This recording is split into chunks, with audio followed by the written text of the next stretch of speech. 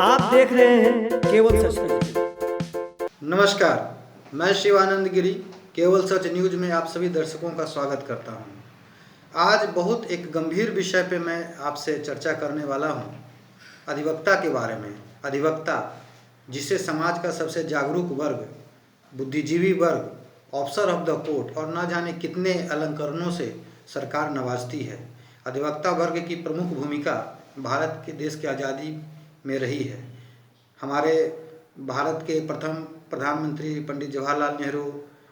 राष्ट्रपति डॉक्टर राजेंद्र प्रसाद एवं अन्य महात्मा गांधी एवं अन्य कई बहुत बड़े बड़े अधिवक्तागण इतिहास में चर्चित हुए हैं,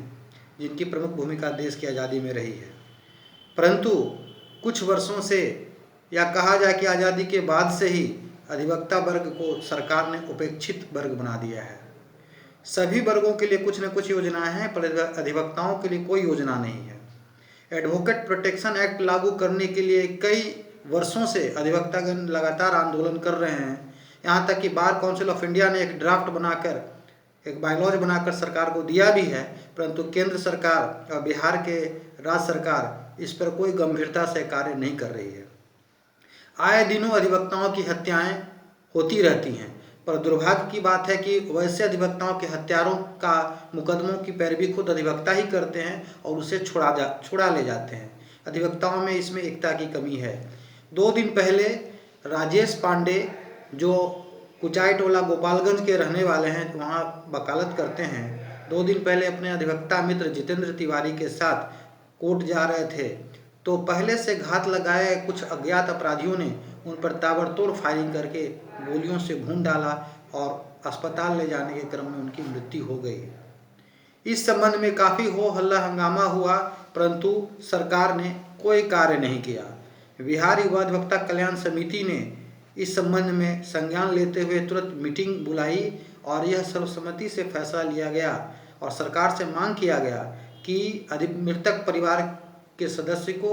50 लाख रुपया तुरंत मुआवजा दे और जो अज्ञात अपराधी हैं उनको पकड़कर स्पीडी ट्रायल करके त्वरित कार्रवाई करके उनको कड़ी से कड़ी सजा दिलाई जाए।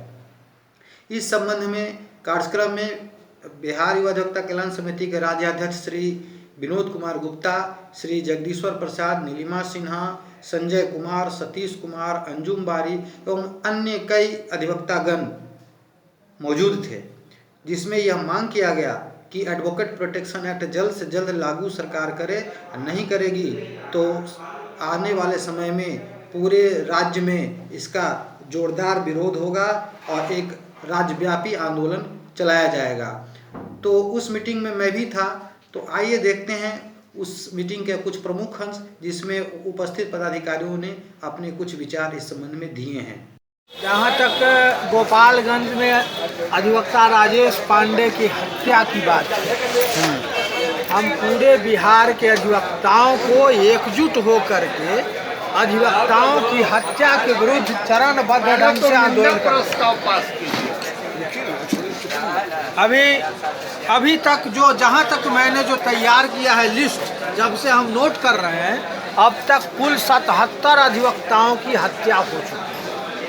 और ये हमारी जो सरकार है वो कान में तेल डाल के बैठी हुई है, अधिवक्ताओं के सुरक्षा के लिए कोई व्यवस्था नहीं कर रही है। जबकि हम लोगों ने कई चरणों में हर बार मांग किया कि अधिवक्ता सुरक्षा अधिनियम लाया जाए, किंतु आज तक ना तो बार काउंसिल सही ढंग से हमारी कदम उठा पा रही है अधिवक्ता सुरक्षा अधिनियम लागू करवाने में, और ना बिहार सरकार और ना केंद्र सरकार उस पर बैठक बुला रहे हैं। बैठक बुला के मीटिंग में तय करेंगे किस तरीके से कौन तरीका मीटिंग में हम लोग तय करेंगे आंदोलन का क्या स्वरूप होगा, तय होगा मीटिंग में तय होगा हम लोग का। कब इस संबंध में मीटिंग कब आप लोग करेंगे? हम लोग जल्दी ही बुलाएंगे, बहुत जल्दी ही बुलाएंगे। नीचे में जगदीश जी के पास आओ, कोई है बैठक, आपात बैठक बुलाई गई, जिसमें हम लोगों ने यहाँ पर जितने भी सारे अधिवक्ता हैं जो मरमाहित हैं, और पूरे बिहार में ये आवाज़ गूंज रही है कि अधिवक्ताओं का जो शोषण हो रहा है और जो अपराधी तबके के लोग उनको मार रहे हैं, टारगेट कर रहे हैं, यह बहुत गलत है। अभी तक हमारे बिहार से पूरे 77 अधिवक्ता की मृत्यु हो चुकी है मृत्यु हुई कि हत्या हुई? हत्या हुई है, जिस पर कि सरकार द्वारा कोई तरह का एक्शन नहीं लिया गया। हम बिहार के तमाम अधिवक्ता इस बात की मांग करते हैं कि बिहार सरकार अविलंब हत्याओं पर रोक लगाए और जो है एडवोकेट प्रोटेक्शन एक्ट लागू करे। दूसरी सबसे बड़ी बात है कि जो है अभी तक सरकार द्वारा कोई तरह का प्रोटेक्शन नहीं दिया जा रहा है, हमारी मांग को पूरा नहीं किया जा रहा है। इस पर हम लोग चरणबद्ध आंदोलन करने का प्रयास कर रहे हैं और चरणबद्ध आंदोलन इसलिए किया जाएगा कि अधिवक्ताओं की हत्या पर रोक लगाने का सरकार काम करे। यह बहुत जरूरी है और हमारी जो मांग है एडवोकेट प्रोटेक्शन एक्ट उसको अविलंब लागू करने का काम करे। कल कौन से अधिवक्ता की हत्या हुई, कहाँ? कल जो है गोपालगंज में कुचाई कोर्ट से हमारे अधिवक्ता राजेश पांडे जी आ रहे थे और उनको जो है अपराधियों ने गोली मार दिया, जिससे उनकी तत्काल मृत्यु हो गई। और जो है उन पर जो है वहाँ के सारे हमारे अधिवक्ता बार के लोगों ने उनको जो है अधिवक्ता कार से अपने आप को अलग रखा। यह जो रोष जो है पूरे बिहार में तमाम अधिवक्ताओं के साथ हो रहा है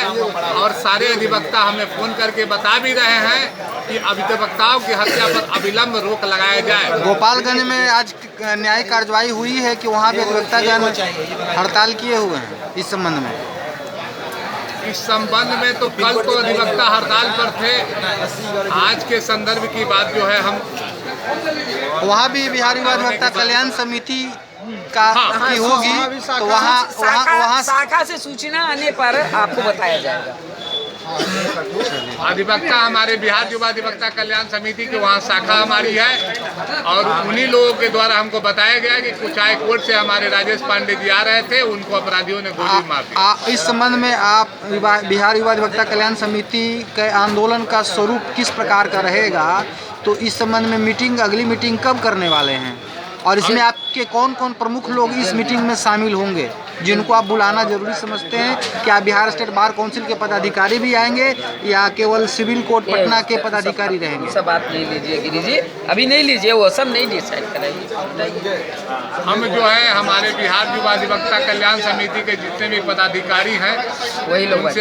उनसे भी संपर्क होगी और उसके बाद जो है हम जो है चरणबद्ध आंदोलन लागू करने का प्रयास करेंगे। अभी हमारे साथ जो है परवर समिति के मंत्री हैं हमारे जगदीश्वर प्रसाद सिंह, नीलिमा दीदी हैं, हमारे जो शाखा जिला अध्यक्ष हैं हमारे पप्पू जी हैं, अंजुम बारी जी हैं, हमारे तमाम क्या नाम है बोलो विश्वभूषण जी हमारे हैं, तो हमारे तमाम को अपना नंबर बोला संजीव जी हैं, दीपक कुमार जी, सारे हमारे अधिवक्ता जो हैं, अशोक भाई, तो सारे अधिवक्ता शिवानंद गिरी जी हमारे जो हैं, तो सारे लोगों ने अभी हम लोग प्रयास कर रहे हैं कि उसको चरणबद्ध आंदोलन करने का प्रयास करें और हमारी सरकार से मांग होगी कि अधिवक्ताओं के हित में एडवोकेट प्रोटेक्शन एक्ट जल्द से जल्द लागू किया जाए जिससे अधिवक्ताओं को राहत मिले। युवा अधिवक्ता कल्याण समिति पटना सिविल कोर्ट शाखा के अध्यक्ष हैं और आज हमारे बीच जो हमारे साथी अधिवक्ता राजेश पांडे जी की जो निर्मम हत्या हुई है उससे हम लोग पूरा अधिवक्ता परिवार शोकोकुल है और ऐसी निर्मम हत्याएं जो अभी हमारे प्रदेश अध्यक्ष साहब ने बताया कि 77वां है, तो इस तरह मैं ये राज्य सरकार को भी एक सूचना देना चाहता हूँ और अचेत करना चाहता हूँ कि जब जो अधिवक्ता जो न्याय के एक पिलर है, जो एक ऐसा चीज़ है जिनकी हत्याएं हो रही है, तो अब बिहार में या हमारे देश में बचा कौन? दूसरी बात है कि जब अधिवक्ताओं की निर्मम हत्या होती है ऑन ड्यूटी, अगर कोई भी पदाधिकारी चाहे पुलिस का हो चाहे कोई भी हो, अगर ऑन ड्यूटी हत्या होती है तो सरकार उन्हें तुरंत 25 लाख 50 लाख रुपया मुआवजा देते हैं। तो ये जो हमारे भाई हैं ये ऑन ड्यूटी थे और 10:30 बजे कोर्ट के लिए रवाना हो चुके थे as a duty in the court थे, इसलिए ऐसे हमारे अधिवक्ता भाई को तुरंत सरकार को 15 से 20 लाख रुपये तुरंत मुआवजा मिलना चाहिए और हमें एडवोकेट प्रोटेक्शन एक्ट जो है वो लागू करवाने के लिए, चाहे इसके लिए हमें सरकार से ईंट को ईंट बजाना पड़े, इसके लिए सभी साथी वैसे हत्यारों का मुकदमा भी कोई वकील ही लड़ते हैं, तो ऐसी स्थिति में उन वकीलों के लिए रोकने के लिए आप बिहार अधिवक्ता कल्याण समिति के पास क्या योजना है? भाई ने बहुत अच्छा सवाल किया है, लेकिन जहाँ तक वकील का माध्यम है, तो किसी भी केस में चाहे कोई भी हो उसमें विदाउट एडवोकेट या तो वो व्यक्ति लड़ सकता है या तो कोई अधिवक्ता ही लड़ सकता है। इस पर तो हम लोग विशेष गहन अध्ययन नहीं कर सकते, लेकिन हमारा अधिवक्ता समाज को चाहिए कि वैसा व्यक्ति जो हमारे समाज की हत्या कर रहे हैं, जो हमारे ही लकड़ी पर बैठ कर हमारा ही जो पैर काट रहे हैं, वैसे व्यक्ति का केस न ले और उसका स्पीडी ट्रायल चला करके, जिस तरह से पॉस्को है और अन्य की तरह स्पीडी ट्रायल चला करके बिहार शरीफ के मजिस्ट्रेट ने जो एक दिन में सजा की सुनवाई की है, उसी तरह इस केस में भी तुरंत अविलंब जितना जल्द से जल्द हो सके तुरंत थाना जो है इस पर चार्जशीट भेज करके उस अभियुक्त को पकड़ करके विगत कुछ ही दिनों में उस व्यक्ति को पता कर करके उसको सजा का दिलाया जाए उसको।